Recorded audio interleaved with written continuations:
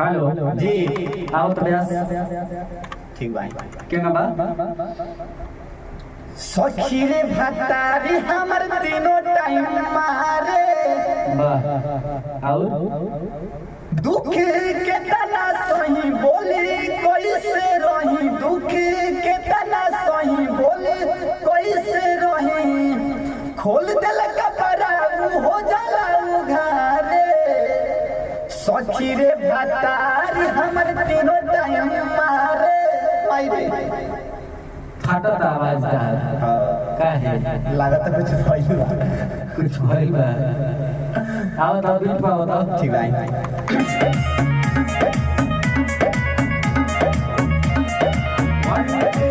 सखी रे भतारी हमर तीनों टाइम मारे सखी रे भतारी हमर तीनों टाइम मारे चेतना सही बोली कैसे रही दुखी चेतना सही बोली कैसे रही खोल देले कपड़ा हो जाला उघारे सखी रे भतारी हम तीनों टाइम मारे सखी रे भतारी हम तीनों टाइम मारे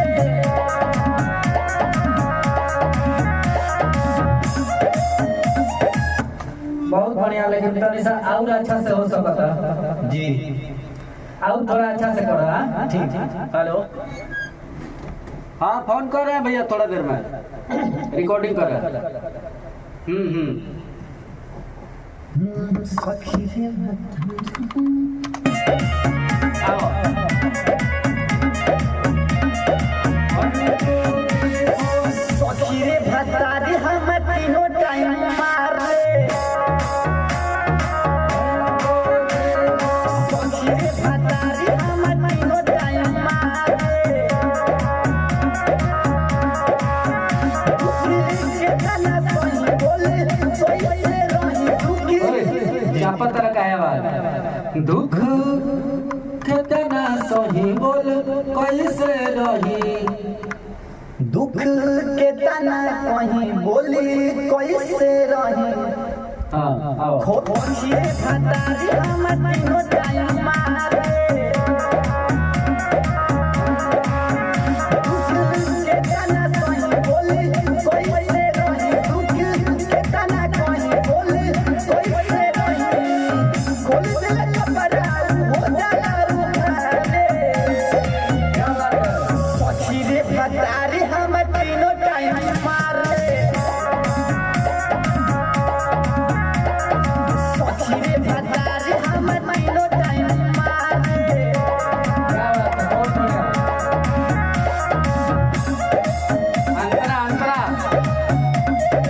अंतरा याद बा व्यास कोरी है न शादी बड़ा दुख बाते रे ससुरा में तनी कोना सुख बाते रे कहे हो मैं के मारत नहीं कमा रहा आओ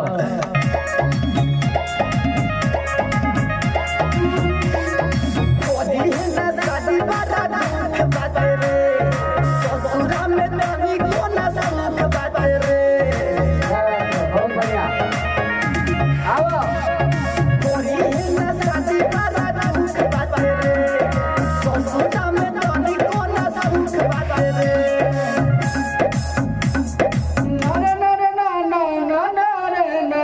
संतरा हमर नींबू जोश गारे क्या बात है आइए ससुरा में तनी कोना सुख बाटे रे आइए जिसे ठीक ससुरा में तनी कोना पीछे से गाते हो ठीक। ससुरा में तनी को ना सुख बाटे रे कोनी ना शादी वाला दुख बाटे रे ससुरा में तनी कोना सुख बाटे रे सोच हमर धक्का सन तारा हमर ने मुखा ने गरे कोनी ना शादी वाला दुख बाटे रे ससुरा में तनी कोना सुख बाटे रे सोच संसारा हम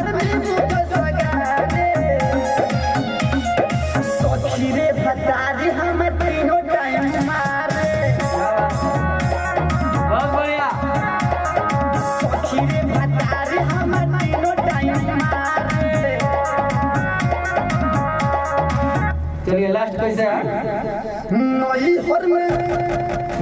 हर में जायला तरस गईनी, सुरेंद्र से शादी करके फंस गईनी। अच्छा ओकरा बाद हम बने दू बर्बाद तोहर मत उठ बाटे बारे हमारी दू बर्बाद तोहर मत उठ बारे। सखी रे भतारी हमर तीनों टाइम मारे। वह बा नार दलस और लास्ट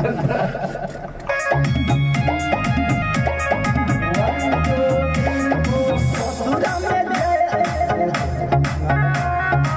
क्या हुआ? घर पर आ गई ओ आवा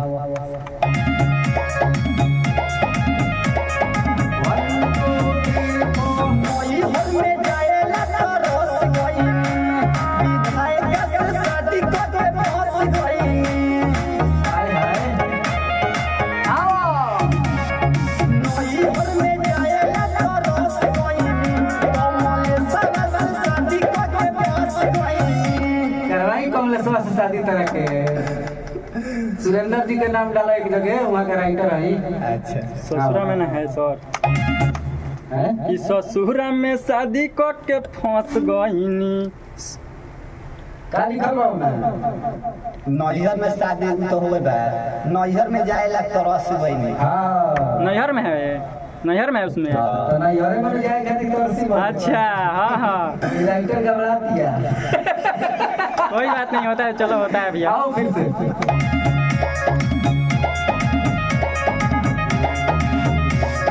नैहर में जाएला तरस गईनी, विधायक से शादी करके फंस गईनी। क्या बात है? नैहर में जाएला तरस गईनी, सुरेंद्र से शादी करके फंस गईनी। हम मन बर्बाद तोहर मत उठ बारे।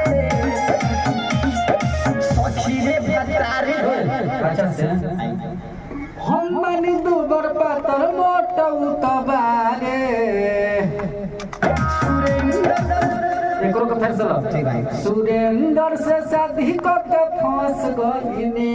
रसे नहीं के मिलत तोर आवाज में। आओ नैहर में जाएला तरस गईनी, सुरेंद्र से शादी करके फंस गईनी। हम मन तू बर्बाद तोहर मत उठ बारे। सखी रे भतारी हमर तीनों टाइम मारे। सखी रे भतारी हमर तीनों टाइम मारे। हाँ ये तनी फिर से लो ना। हम बनी दू बर्बाद तोहर मोट उतबारे। नैहर में जाएला तरस गईनी, सुरेंद्र से शादी करके फंस गईनी। हम मन तू बर्बाद तोहर मत उठ बारे। सखी रे भतारी हमर तीनों टाइम मारे। सखी रे भतारी हमर तीनों टाइम मारे।